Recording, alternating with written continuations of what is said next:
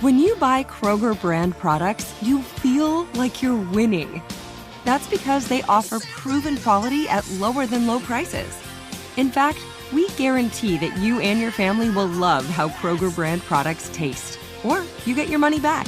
So next time you're shopping for the family, look for delicious Kroger brand products, because they'll make you all feel like you're winning.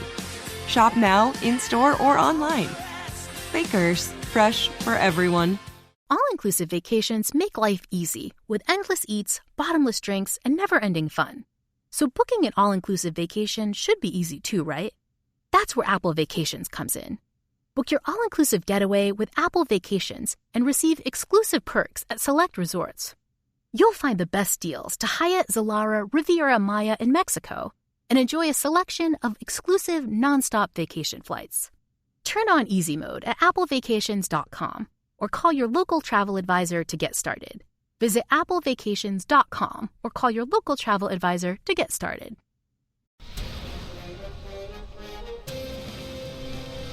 It's time for a Big Blue Kickoff Live. Nobody can ever tell you that you couldn't do it, because you did. On Giants.com. You know what I saw? New York Giant pride. And the Giants mobile app. 17-14 is the final. One touchdown, we are world champions. Believe it, and it will happen. Part of the Giants Podcast Network. Let's go out there like a bunch of crazy dogs. Have some fun. Happy Thursday, everybody, and welcome to Big Blue Kickoff Live, brought to you by Cadillac, the official luxury vehicle of the New York Football Giants. Happy new league year, everybody. I am John Schmeelk, joined by Matt Citak, taking your calls at 201-939-4513. All the deals that have been reported over the last few days are starting to go official.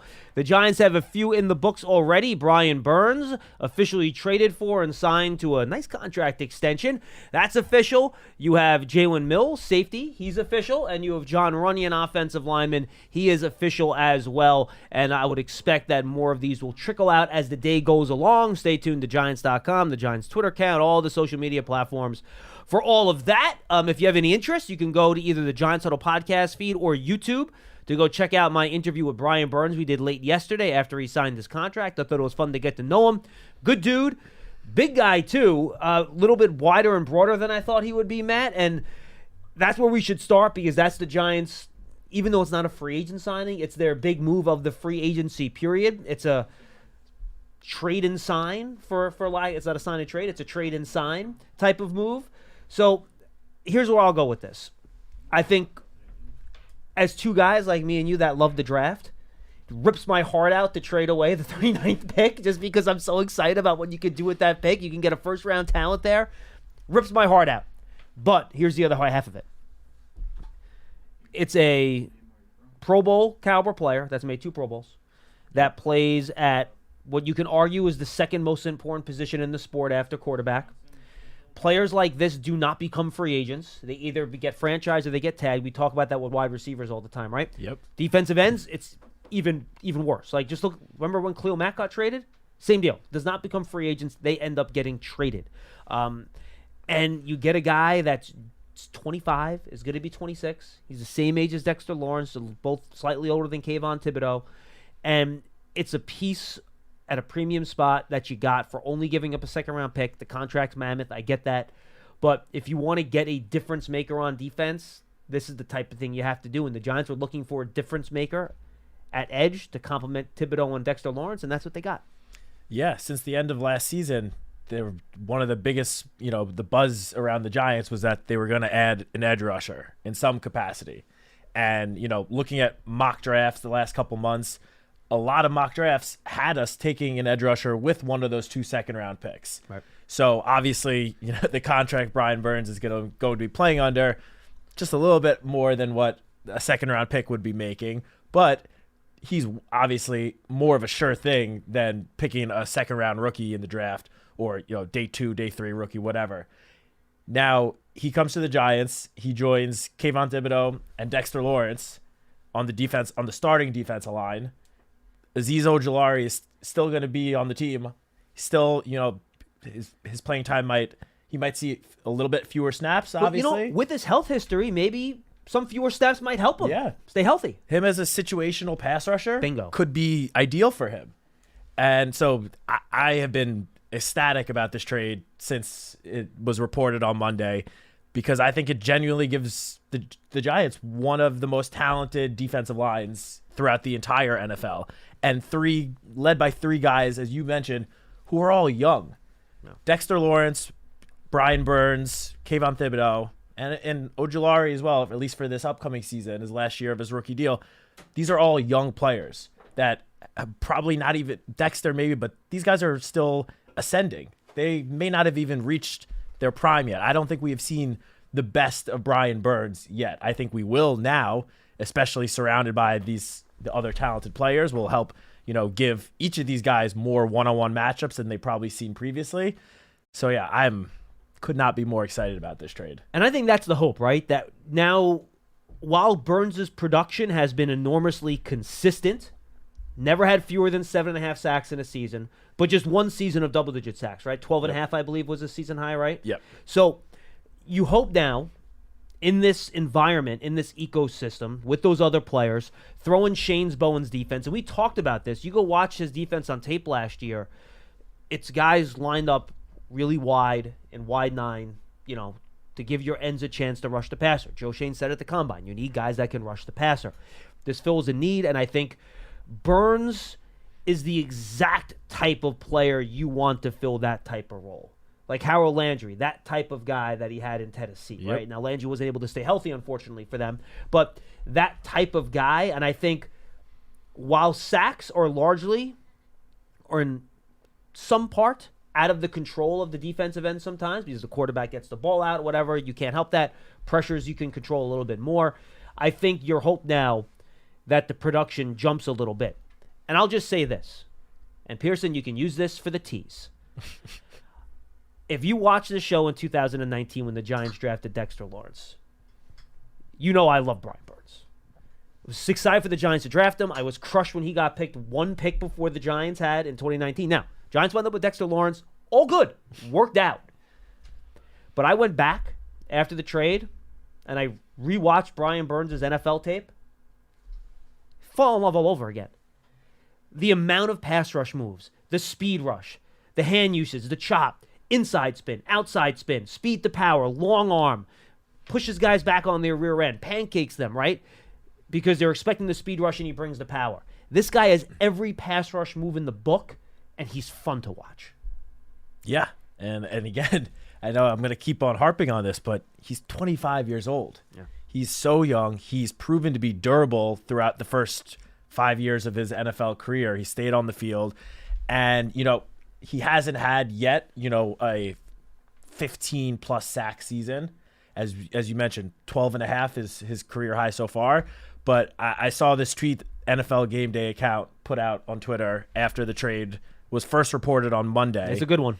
This was Tuesday, that Brian Burns is one of 8 players in NFL history to have at least 7.5 sacks in their first 5 seasons. The names on that list: Reggie White, Hall of Famer; Derek Thomas, Hall of Famer; DeMarcus Ware, Hall of Famer; then Jared Allen, Aaron Donald, Ryan Kerrigan, and Yannick Ngakoue.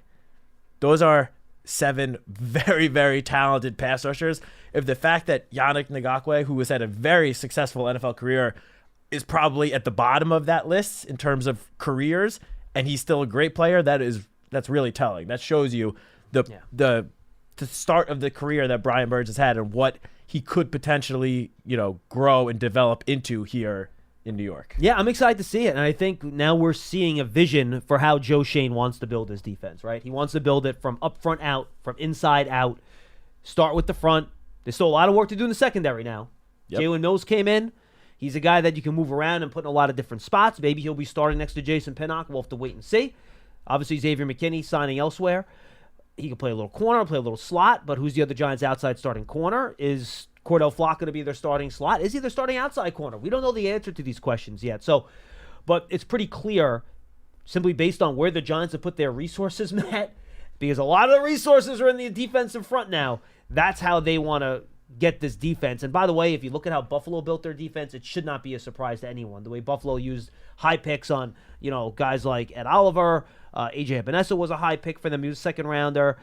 Who's the kid out of Miami that's still on a rookie contract? Rousseau? Yep, Gregory Rousseau, thank you. That's exactly what I was thinking of.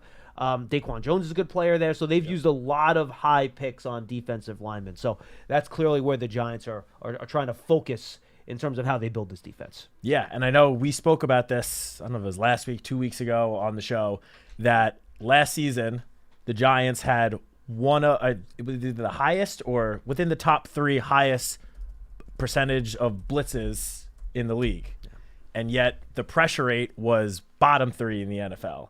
And when you look at Shane Bowen's defense in Tennessee, he doesn't really send, the high blitz rate. He doesn't really have a high blitz rate like Wink Martindale has been known to have throughout his NFL career. His defenses rely on the 4 front guys getting pressure. And I think that's why edge rusher was such a big necessity for the Giants this offseason. Yeah. And frankly, I don't think they could have addressed it in a better way. I mean, when NFL.com put out their list of the top 101 free agents last month, before all the franchise tags were placed on players, Brian Burns, I think, was number 3. Behind what, Kirk and Chris Jones? Yes. That sounds right. And maybe he was 4 with Josh Allen on the Jaguars being up there as well, who obviously got the franchise tag, is now staying in Jacksonville. But if he had hit the open market, he would have been one of, if not the most sought after free agent in the entire league. And the second round pick is the penalty you pay to keeping him from hitting the open market. Yes. That's how you get him. Yes. And if the Giants hadn't made this trade, I'm sure there would have been other teams lining up to do the same exact trade. 2 years ago, the Rams offered reportedly 2 first-round picks for him. Yep, and 2 first and a second, I believe. Yeah, I think that was the report. And that was like a year ago. Correct. A year and a half ago. And by the way, I also understand the move for Carolina. If you go back and I get why Carolina fans would be annoyed if that's an offer you passed on a year ago. I get that. I actually like, and I don't want to go on a little sideways here, but I think the Panthers, what they've done to try to make the situation around Bryce Young a lot better, I think they've done a nice job. They signed 2 starting guards. They trade for Deontay Johnson. They don't have a first-round pick, but they get a second rounder. So they have 2 picks in the first 7 picks of the second round. Yep. So they're going to be able to pick 1 or 2 wide receivers if they like to help Bryce Young out. So I think they're doing the best they can to try to make the environment around Bryce Young a lot better. Yeah, I mean, they will very likely still have some very talented options at wide receiver with the 33rd pick. Yeah. I mean, and Deontay Johnson's good. Like, he's a good receiver. Oh yeah. I know. A lot of people will just look at the touchdown numbers from 2 years ago. He only had a handful last year, but he's a very talented wide receiver. But they will be able to get another very talented wide receiver at the 33rd pick. Let's not forget, it was only a couple years ago that T. Higgins was selected 33rd overall by the Bengals, and now, I mean, he's actually there's the rumor reports out there that the Bengals might look to trade him, and the first team on the list could be the Panthers with one of those 2 second-round picks now to offer Cincinnati. I don't know if that'll be enough, but that's a lot of buzz. But, yeah, they will be able to get some very talented players with both of their second-round picks. I saw that they are one of the teams reportedly interested in bringing in Jadeveon Clowney, I guess, as the Brian Burns replacement. Yep. So, yeah, I mean, look, the Panthers they're in the situation that they're in. They traded a lot of picks last year to move up for Bryce Young, but given the circumstances, I think the GM's doing a pretty good job to try to kind of get them out of the hole, so to speak, that they got put in with the deal last year. I don't believe the Justin Jefferson rumors for a second, by the way, just for the not even for a nanosecond. No, I mean, if you're Minnesota, why in the world would you trade him? And by the way, if you're Cincinnati, knowing the way the Bengals operate, they're going to pay Jamar Chase and Justin Jefferson a combined $70 million a year, because that's what it's going to cost. It's $35 million for each of them. Yeah, with Joe Burrow already making 50. Yeah. So that's literally $120 million for 3 players with no linemen involved. So I think people need to use their noodles a little bit on that one. I'd be very surprised if that. For fantasy football purposes, it's nice to think about Joe Burrow with Jamar Chase and Justin Jefferson. Joe Burrow owners will be pumped. Jamar Chase and Justin Jefferson owners, maybe not so much, because then the ball gets spread out a little bit more and the target rate goes down a little bit. Yeah. That's true. See, I need Tino here to give the fantasy football expertise and give us the lowdown on fantasy impact. All right, a couple other things. Matt, we'll go back and forth here, just kind of takeaways on what's going on here. I had a chance to talk to John Runyon today. That interview will be going up a little bit later on YouTube. Said they did not talk about which guard position he'd play, right guard or left guard. Basically, he said that I'm good playing either. He's played right guard the last 2 years. Before that, he played on the left side his whole career. So he says, I'm good either side, and I think the Giants are leaving some flexibility there to get their best 5 on the field, which means, all right, well, maybe left guard or right guard for Runyon, depending on where that other guard feels more comfortable playing, which is a great situation to be in, to have a guy that can be flexible like that. Yeah, it's amazing. I mean, as we saw last year with all the injuries across the offensive line, guys that can play multiple positions are so valuable, and especially guys that can play multiple positions that, at least up to this point in their career, have proven to be extremely durable. Yeah, I believe he hasn't missed a game in his NFL career. He's had, last year he was on the field 928 snaps, over 1,000 snaps the 2 years prior to that. The guy stays on the field, and the most sacks he's given up in a season with those, 1,000 snaps, 2 years ago he gave up 3 sacks. Yeah. Last year he gave up 2. 2021 he gave up 2, according to Pro Football Focus. And that's his strength. I think his strength is in pass pro. He's not your, DJ, to give Giant fans a frame of reference, DJ Fluker-esque, grinding, mauling, destroy people with his physicality type of guy. Remember, he was an offensive tackle at Michigan. He was their starting left tackle. Yep. So he's a little taller than most guards, but he's not like that classic fire hydrant build, right? He's built more like a tackle. Though meeting him today, he was pretty broad. But he's not like your mauling type. But his pass protection strong. And the one thing I really like watching him on tape, Matt, when I've watched him the last few days, he's really aware as a player. You can tell he's smart and he studies. Mm-hmm. And we've talked so much the last couple years, 10 years, about how the Giants have struggled with twists and stunts and movements. When that dude's in there, his head is on a swivel at all times. And you can see him anticipate guys coming around, defensive linemen running those games, right? And you can see him anticipating that. So I think in pass pro, he's going to be pretty darn good right away. And I feel pretty confident that he'll be an upgrade in terms of pass pro at the guard spot. Yeah, I mean, I think it helps that his first 2 seasons of seeing extended action, he was blocking for Aaron Rodgers. I mean, obviously, any offensive lineman is going to block for whoever it is that's playing quarterback. But when you have a future Hall of Famer behind you, I feel like it just keeps the antenna up just a little bit more. You're trying a little bit, maybe giving that tiny bit extra effort to make sure your future Hall of Fame quarterback does not get sacked. And learning from Rodgers, too, right? Exactly. Learning from him as well.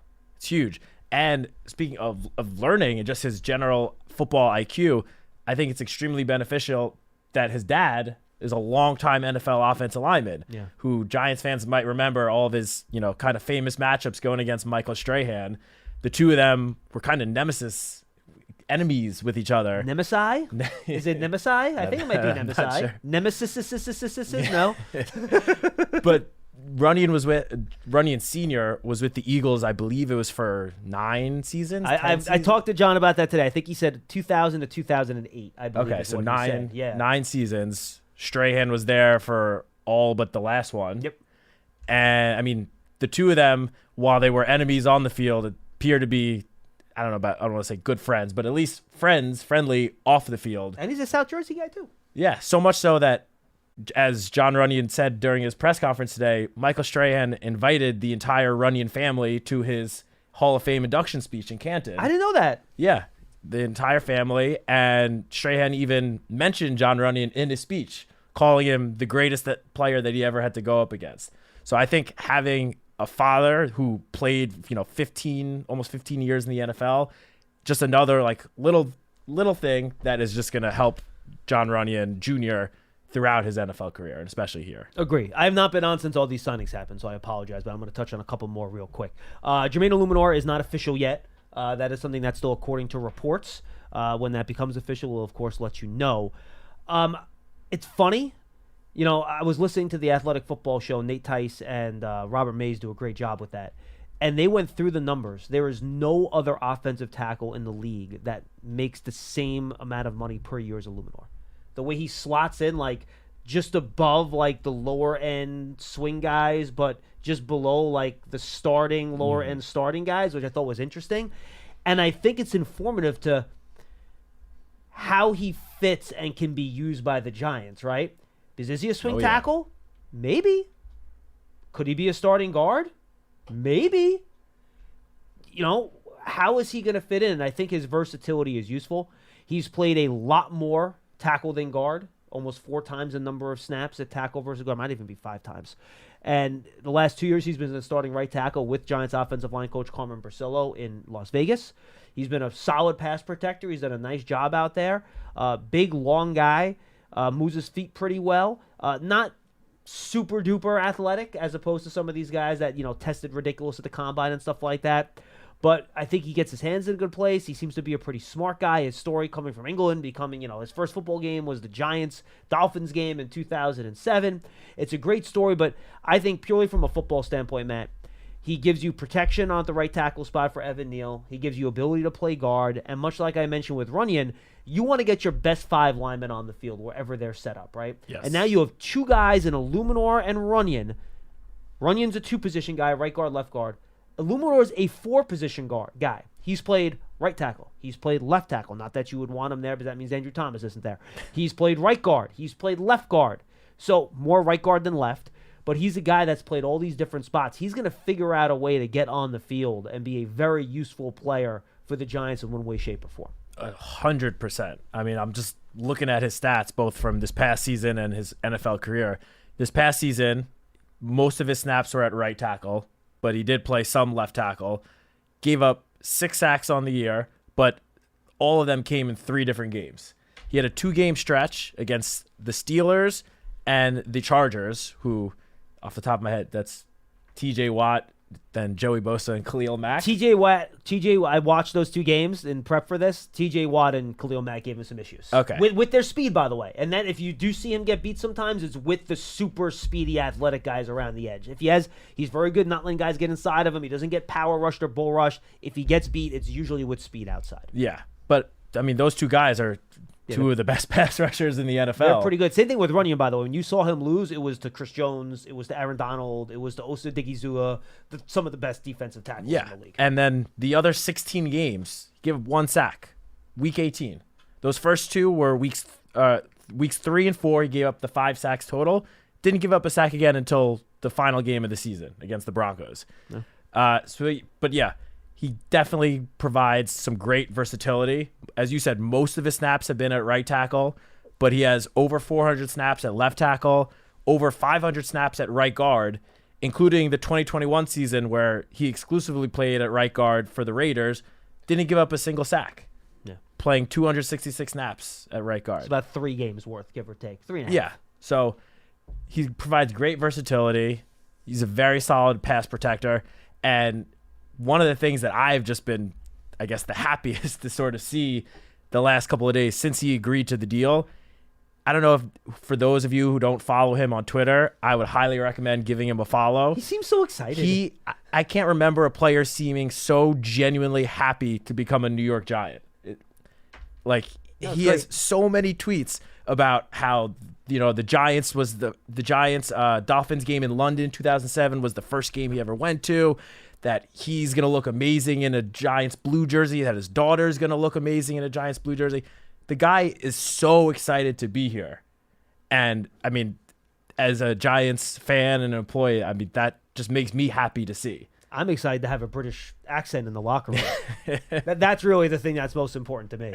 For people that listen to the show, I love accents. I get very excited about accents. I cannot wait for the Jermaine Illuminor British accent to be in that locker room. It's fantastic. Can't wait. Yeah. Can't wait. All right, real quick. I'll have one more, and then we'll get out, and we'll take your calls here. Devin Singletary, I just thought really solid signing. It's somebody we talked about heading into free agency as a guy that made sense given the connections to Dable and Shane.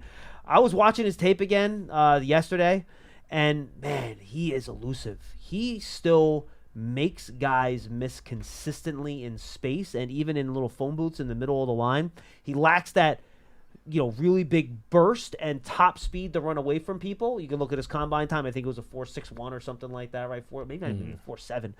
So he lacks that top end speed, but in those short areas, Matt, he is extremely elusive. And I think it shows in the efficiency of his rushing game over the course of his career. He's well over 4 yards per carry in every one of his years. Yeah, 4.6 yards per carry for his NFL career on 888 rush attempts.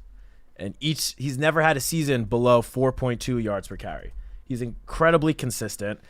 And I know, a lot of people in, the media on Twitter like to make jokes that the Giants just the last 2 seasons have just been bringing all the Buffalo Bills to New York, to East Rutherford.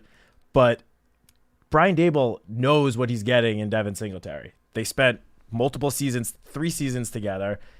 He wouldn't have brought him here unless he liked what he saw in those 3 years. I would think both on the field and off the field. Yeah. He's an efficient runner, as you said, and he's also been a pretty solid pass catcher. I mean, if you look at his receiving numbers throughout his career, he doesn't have the same numbers, the same reception numbers as Saquon had. However, 175 receptions total over the last 5 years for over 1,100 yards. He can catch the football. He's got pretty good hands.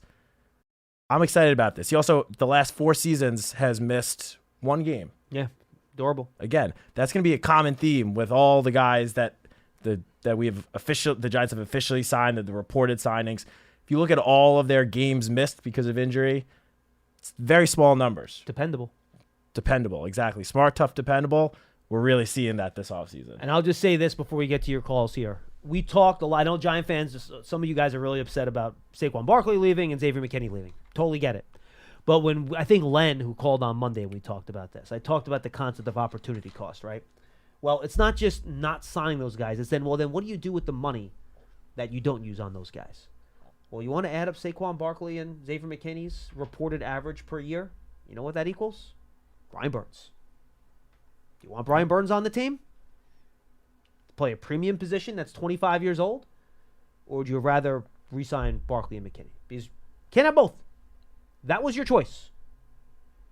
And given the value of those positions, the age of the players, and some of the history of what happens to guys at certain positions after they get to a certain age, to me, I think that's the right decision.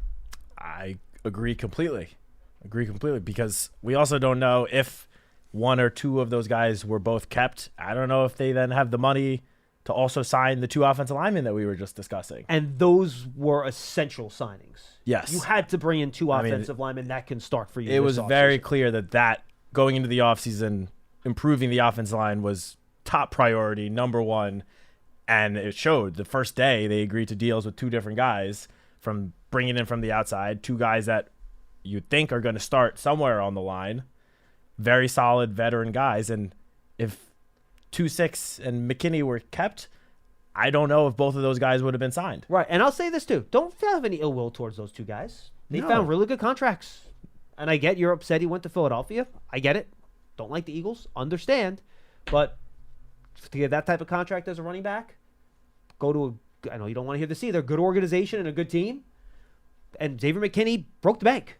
I mean, he's at the top of the safety market. Good for him. Good for both of them. And we wish them both luck. They're good players and they're good dudes. So hopefully that they succeed where they end up. And I'm happy for both of them. Maybe just not so much success when they're playing the Giants. Good addendum, Matt. See, that's why he edits stuff upstairs. He takes my chicken scratch with nonsense in there, and then he adds little things like that to add really good context to it, which is good.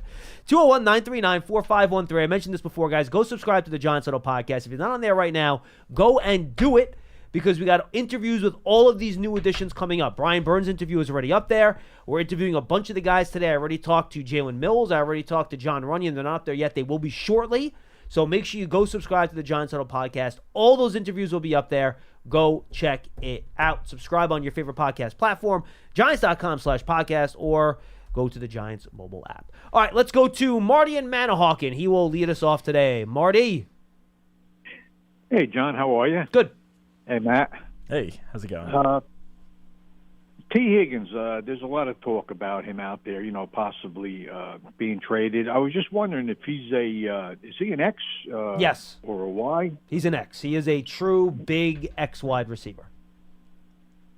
Yeah, and what do you think it would take? What do you think it would take to pry him away from there if they do let him go? Marty, here's the problem. Could the Giants summon the draft capital to make a trade like that? Sure. They now have contracts on the book for $25 million or more, at least according to reports. The Giants are not making that official. For big money contracts to Dexter Lawrence, Andrew Thomas, and Brian Burns. If you trade for T. Higgins, you know what type of contract he wants?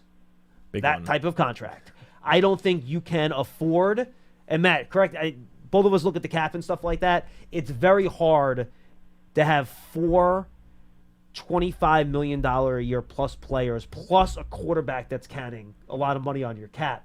It just becomes very difficult to manage the roster once you make a move like that. Yeah, I mean, the perfect example, I think, is to look at exactly what the Los Angeles Chargers are going through right now. Bingo. With, perfect. They had 4 very talented veteran players in Keenan Allen, Mike Williams, Khalil Mack, and Joey Bosa.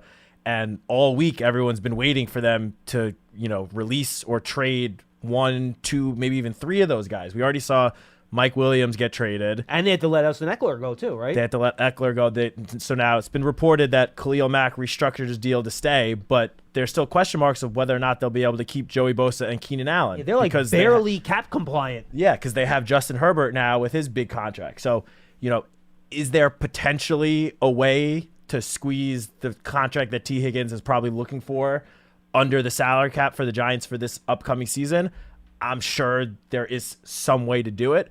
But since he took over, Joe Schoen has been very clear that he wants to keep the Giants in a healthy cap situation as much as possible. Every season, he would like the team to be in a healthy cap situation. Even when it comes to restructuring some of the Giants' own players, Joe Schoen has said that, they try to wait until the last possible moment before they have to do it in order to make more roster moves. And if you look at and again, the Giants do not comment on this or anything, it's not official, but if you look at some of the reported structure of the Brian Burns contract, it's what you call a flat contract, which means it's not like you have some $60 million cap hit in the 4th or 5th year of the deal. It's flat, as in the cap numbers on each year are very close to each other without giving actual numbers, which gives you the flexibility later on to renegotiate and turn some of that thing, and same thing with the Dexter contract and the Andrew Thomas contract. So the reason you structure them that way, Marty, is so when you're ready to really make your run and you think you're a Super Bowl contender, that's when you start restructuring the contract. If you're restructuring and you're still not a very good team yet, then all of a sudden when you need to try to make those couple moves to get over the top, your flexibility's gone. And then you're kind of trapped. So that's why adding a guy like Higgins, I think, at this point, just from a salary and team building standpoint, will be pretty tough. I also don't know what draft picks the Giants could even trade them at this point, because they have the 6th overall pick, obviously way too high.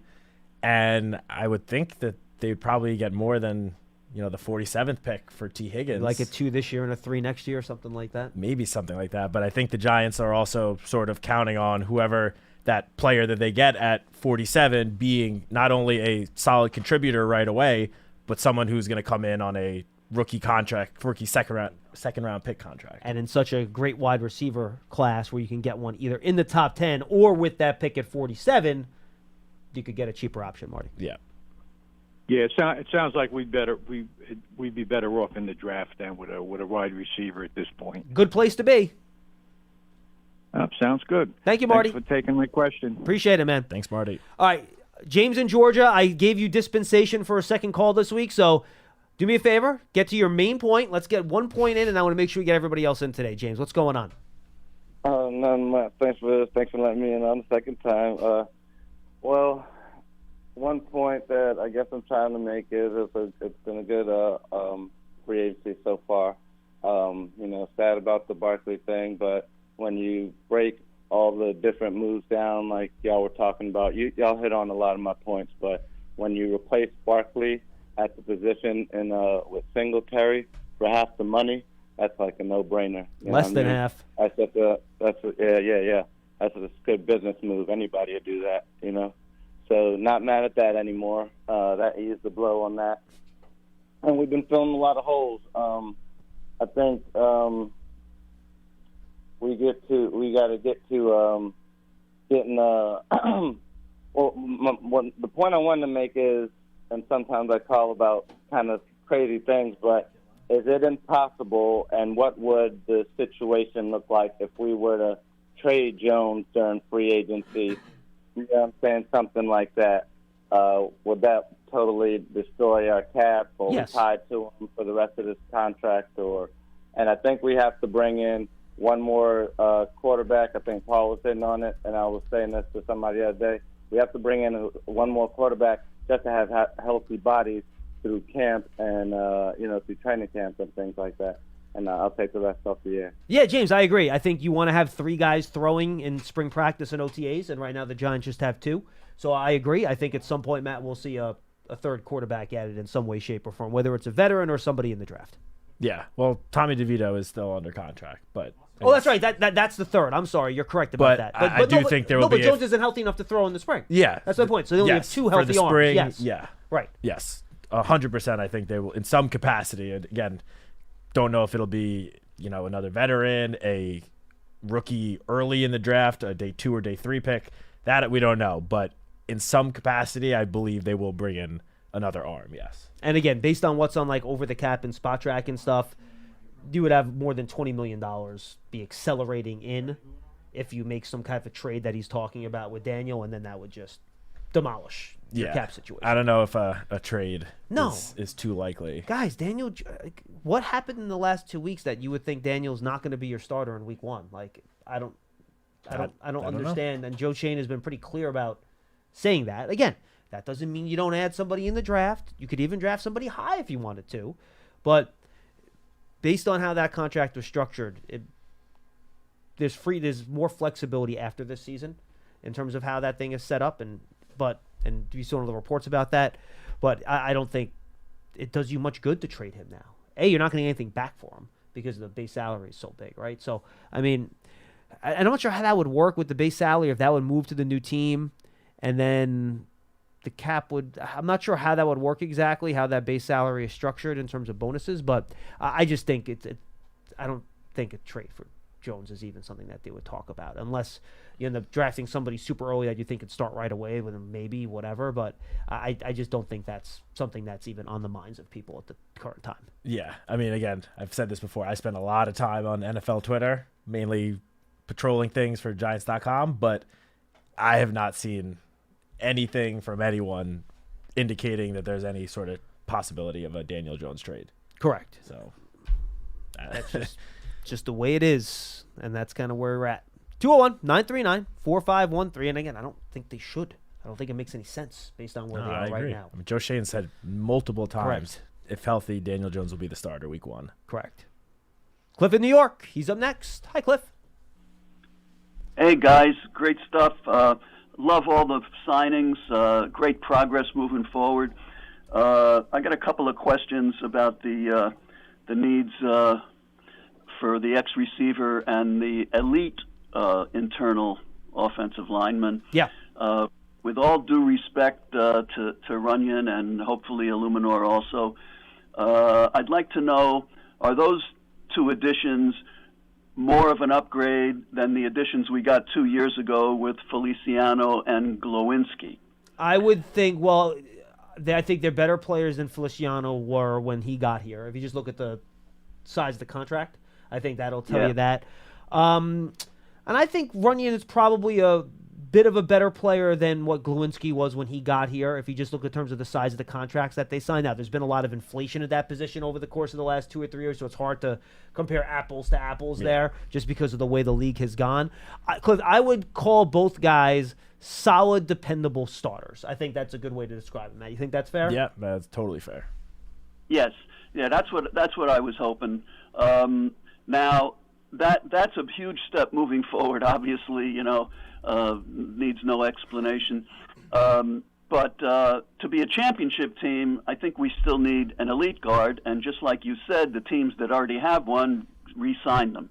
So if we're going to get our Landon Dickerson, I'm hearing that there's enough talent at that position to do it in the second round, but I'm a little nervous about only having 1 second-round pick now, and I'm still interested in getting the X. So here's what I'm thinking: if you can't have Odunze, and you want a guy of that body type, and I think you need that. I don't think everybody can be 5'8" and 175. Well, now keep in mind, Malik Neighbors is 6'1", like 205 pounds. Like, he's not a small guy. He's a good-sized wide receiver. Malik Neighbors. Right. Okay. So Neighbors. All right. So Neighbors is good size. I didn't think of that. I thought of somebody 6 feet. Yeah, Neighbors is, I think, 6 foot 1/2 inch and around 205 pounds. I think is what he measured at, right? Something like that. Sounds right. And Odunze is 6'4". 6'3" and a half, I think. Like 215. 215. Yeah, that sounds right. Okay. Well, that gets to the heart of the matter. How much of a difference does it make when you're that much bigger than the cornerbacks and the safeties when you go deep, and or even across the middle? And if so, is there a big drop off from Neighbors and Odunze for trading down so we can get back a second round pick just to be sure of getting the elite guard in the second round? In other words, well, first of all, I'm not sure you're getting an elite guard in the second round. I think you're getting a guard. I'm not sure you're getting an elite guard because there'll be 3 guys I would consider elite interior offensive linemen that'll go, but they'll be long gone by 47. And you think they'll be gone maybe even in the first round? Yeah, Jackson Powers-Johnson, who's a guard-center combo, he's going to be gone. Graham Barton, who's a guard-center combo from Duke, he's going to be gone by then. And then I'll throw, and I consider him a tackle, but 2 guys that have tackle guard flex is Troy Fautanu from Washington, and then Jordan Morgan from Arizona, who some people think could end up being a guard. All 4 of those guys are going to be long gone by the time the Giants, I think, frankly, even picked at 39 if they still had that pick. I think all 4 of those guys will be gone. Yeah, definitely. Maybe Barton could get there, maybe, but I think probably gone by 39. I've seen him growing. Originally, people thought, first half of the second round. Now, what I've been seeing in mock drafts and stuff is towards the end of the first round. I don't know if he's making it to round 2. Keep an eye on the Cowboys for him. Jane Slater mentioned his name the other day during the free agency frenzy on NFL Network, and guys tend to get linked to Dallas early in the draft process, and it sticks. I feel like someone down there might have some loose lips, so I would not be surprised if Barton wound up with Dallas. And just keep in mind when you're talking about, second round guards, Will Hernandez was selected with the 2nd pick in the second round in 2018 at guard. Yep. And I don't know if anyone's calling him an elite guard or, very above average. Right now, Cliff, you can get a guy like Cooper Beebe with that second round pick. I think he's a really solid player. I'm trying to think of the other guards. I'm such in free agency mode right now. I have to recalibrate the draft mode here and turn my brain back off. I'm thinking of Landon Dickerson being a second round pick. That's what I'm thinking. Yeah, remember he only dropped to the second round too because he was coming off a torn ACL and he had injury issues. Well, still he was there. Yep. Look, every year you see guys end up dropping to end of day 2, even day 3, that within a year or 2 end up becoming very good NFL starters. Creed Humphrey was a 3rd round pick. He's potentially the best center in the NFL now. Second round. I think late second, right? Late second, early 3rd.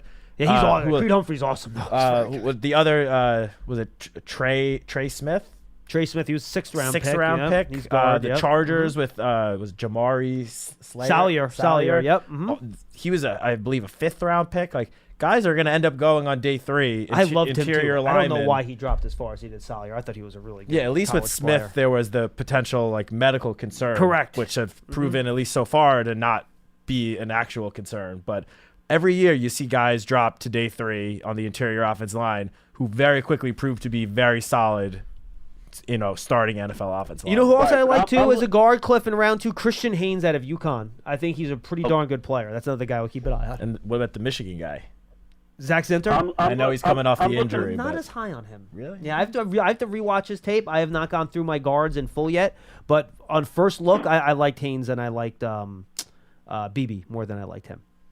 Well, for maybe the guard, if we trade down in the first round, maybe we take the guard then and we go the X receiver in the second round because from what I've seen, suffering against Dallas and Philly. It's not like we're lacking 5 offensive linemen, It's just like the guard is really the missing piece, and no disrespect to Runyon, but I'm looking for them to draft somebody that can push him, and Illuminor if he ends up being a guard. I got you, Cliff. Appreciate the call, my man. Thank you for the call. But look, I just will caution this like I do for every draft class. You do not draft positions. You draft players. So you can say that we need a guard. That's great. Pick the best guy. All right? The Giants are not in this. We need to fix one hole and then we're Super Bowl champions type of mode here, right? You want to load the team with as many really good players, preferably at the really important positions, as you possibly can. So if you get to a spot and you like a guard, but he's not as good as a player at a different position, that's maybe even a more valuable position than guard, though. Now with the guard salaries going up the way they are, that's getting up there as like the 5th or 6th biggest spot in terms of salary, which is crazy. But pick the best guy. Do not reach for need in the draft. That's how you make mistakes. Yeah, I mean, some years you get lucky where the best player available matches with one of your biggest needs. Which could be the guy you're looking at right now. Yeah, I'm looking at Roma Dunze. He's definitely going to be in that conversation. I mean, again, this year, at least with the first-round pick, some of the Giants' needs does potentially line up with the guys that people think will be going in that area between the wide receivers, potentially one of the offensive tackles, or maybe even, the quarterbacks. Yeah. Or potentially someone like Brock Bowers. So, again, it's ideal when needs match up with best player available, but most of the time it doesn't. You don't get that lucky. And I agree with you. You gotta unless you're a team that is on the brink of being, Super Bowl contender or is in it every year and you're just trying to get that last piece to go over the top, you gotta just take the best player available. Have to. 100% with you. I have not heard from Bash in Ohio in what feels like 3 years. He used to be a regular. Bash, I have not heard from you in forever, man. What's going on? How we doing, John? We're good. Long time no hear. I know. Hey, don't be. I'm not calling you. You're not calling me, bro. I know. It's just this free agency kicked in, and I'm like, let me call John and see what's going on up there. Yeah, man. I was just listening to the pod. I was listening. I'm like, let me call up. But yeah, I wanted to call. I think we're doing a great job as far as the thing. I love the trade with Brian Burns coming to the Giants with the 2nd and the 5th for next year is great. I think we get a 5th back next year. We swap 5ths. It's the final trade. I think we gave them the 2nd and we swapped 5th for next year with them. We swapped 5ths this year, and we also gave them a conditional 5th-round pick in next year's draft. Do you know what the condition is on that? I do not. Neither do I. Okay. Okay. Yeah, I wanted to ask as far as Brian Burns fitting in with the scheme as far as with Tibbs and Dex, and I was Larry back in the day with Spags back then as far as the NASCAR defense, as far as probably when third down, having all 4 of them on the line. Is that something Shane does, or loses with having all 4 of those guys on the line, like we did with Tuck and OC and Strahan, and then with JPP, OC and Tuck as far as Bash, 3rd and long, I could see Thibodeau, Ojulari, Burns, and Dexter all being on the field at the same time. Absolutely. 100%. Yes, that's what I'm like. That would be exciting as far as seeing them 4. And I was listening the other day, one more question, I'll get off the line as far as that. I know you and Paul was talking the other day about the quarterbacks, and he brought up Mason Rudolph as far as you say you have 5 guys that you would think. What do you think about the Drew Lock signing as far as the backup with Drew Lock? Yeah, we did not mention Drew Lock, Bash. Thanks for the question. Appreciate the call, man. Don't be a stranger, Bash. Always good to hear from you, my man. I think the Drew Lock signing is fine. I think he's not, and if you look at just from what the reported contracts are, it's not the upper echelon backup, but it's that next group down. And I think what I like about Drew Lock is that he's been through a lot in the NFL, right? And I like these guys that get brought in, they're highly touted, and failing early is okay. You learn stuff from failure. You figure things out. You get better. And I think what we saw when Drew Lock had to play for the Seahawks last year is that he has become a better quarterback than what he was early in his Denver tenure. We saw that great fourth quarter comeback against the against the Eagles on Monday Night Football, if I recall. And I think he's a guy that's become a better quarterback. He's improved. He's got a big arm. I think he's very much in the same style group as Daniel Jones. Not as mobile as Daniel, but in terms of being a big-bodied, big-armed quarterback, I think they fit into the same group there. And I think he's a guy that you feel good if Daniel goes down. Can you win football games with Drew Lock coming in as your starter? And I think the answer to that question is yes. Yeah, I mean, I think he's a very solid backup quarterback. He's still young. He was in the same draft as Daniel Jones, 2019. He was a second-round pick. As you said, he's got a big arm. And that, I think, is something, if pushed into action, I would love to see him, throwing deep balls to Jalen Hyatt and Darius Slayton 40 yards down the field. We can screen one more, Pearson, by the way, because Jeff's usually quick. Look, he's got, if you look at his career numbers, he has some rushing ability. It's not like he's a pure pocket passer. In the one season that he started 13 games for the Broncos back in 2020, 44 rushes for 160 yards and 3 touchdowns. Not, those aren't Lamar Jackson numbers, obviously, but solid numbers. He's athletic. Overall, again, as you said, with the reported numbers, he's kind of in the middle. I would say even slightly towards the lower half of what a lot of the backup quarterbacks signed for this offseason. I think it's a solid signing.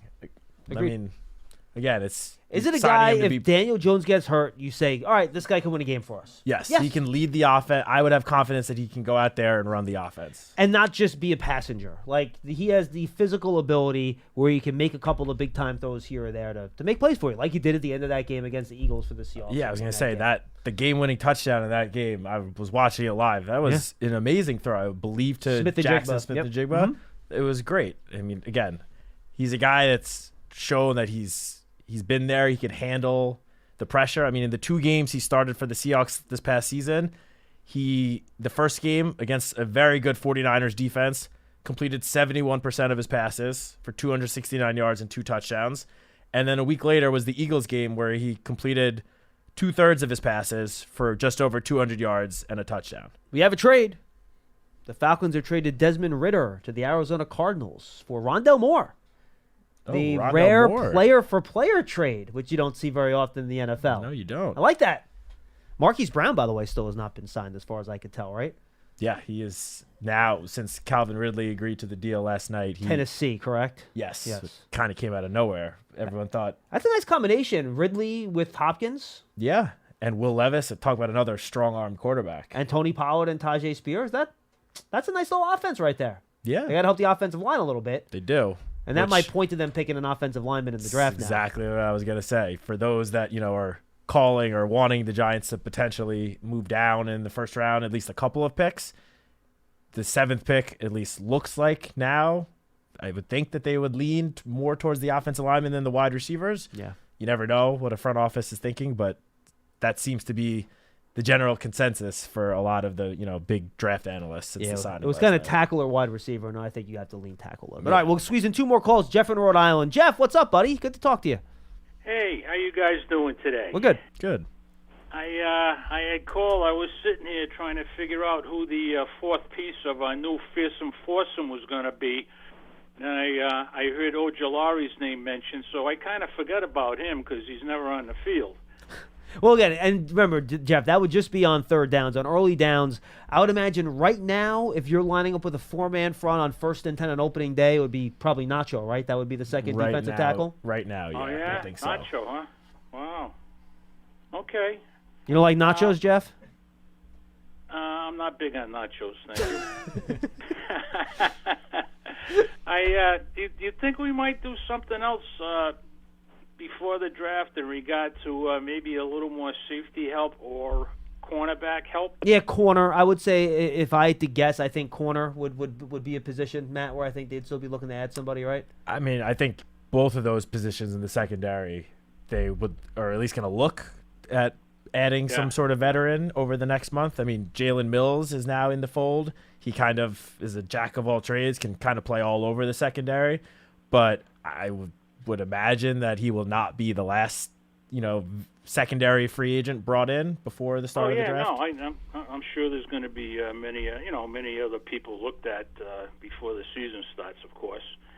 Okay, then. Well, I got to say, I'm so far so good. I think with the free agency stuff, I'm very pleased so far. Good, Jeff. Appreciate the call, my man. All right, let's wrap things up with James in Jersey City. James, what's going on, bud? The caller before me kind of hit on my point. Hi, guys. What's up? One of the things that I wanted to know, the loss of Alshon Robinson, I think that's going to be a big hit to us. especially when it comes on the first and second, stopping the run. No, you're right about that, James. He was an excellent run stopper, really good run stopper. Mm-hmm.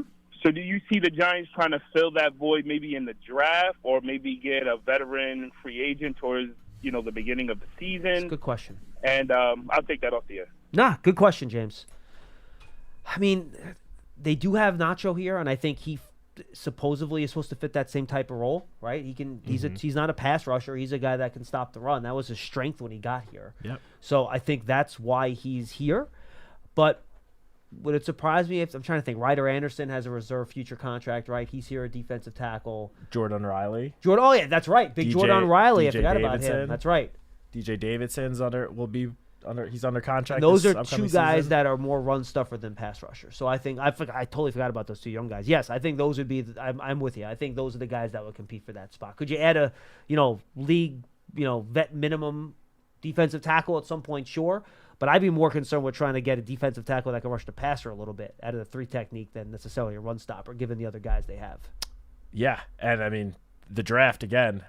You and I have spoken about this off of the air. I mentioned the other day that in the second round, that could be a spot. Again, you don't want to pigeonhole yourself to one position in a certain draft slot, but give the guy you like. But there are some.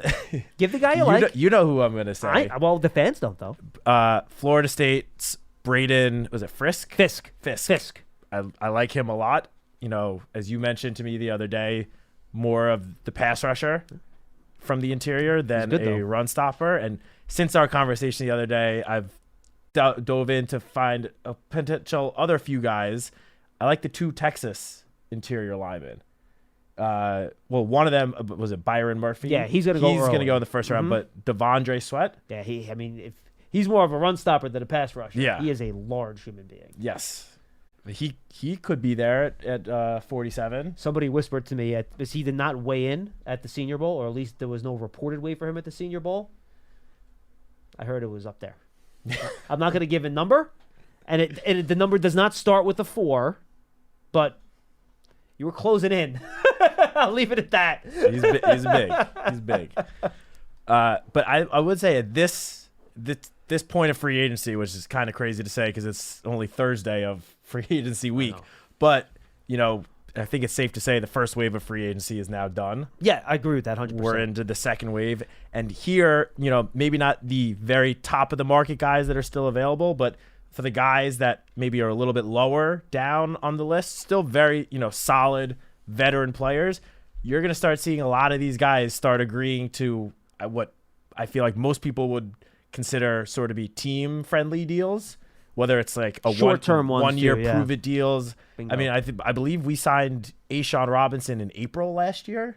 Might have even been May. It was later in the process. It was late, and I mean that ended up being a very strong contract for the Giants to get a very solid interior lineman. So I feel like at this point, it's going to sort of be the front office is going to have to see like what guys they could get at the reasonable deals at whatever position, and then whoever they can get at whatever the positions that are still needs, then they address the other positions, whether it's through the draft or veteran minimum signings. Like now is when you kind of, I don't want to use the term bargain hunting, but that's kind of, that is what, you try to find the guys that you can get on cheap team-friendly deals now. Yeah, right now you have the second wave where you'll still get a couple of decent deals, but then once you start getting into your point, April and stuff like that, that's when you start getting the guys that, maybe some of the veterans like, all right, well, I don't really want to go to OTAs and minicamp, so I'm going to sign with you in July and then maybe show up for camp. Other guys will be like,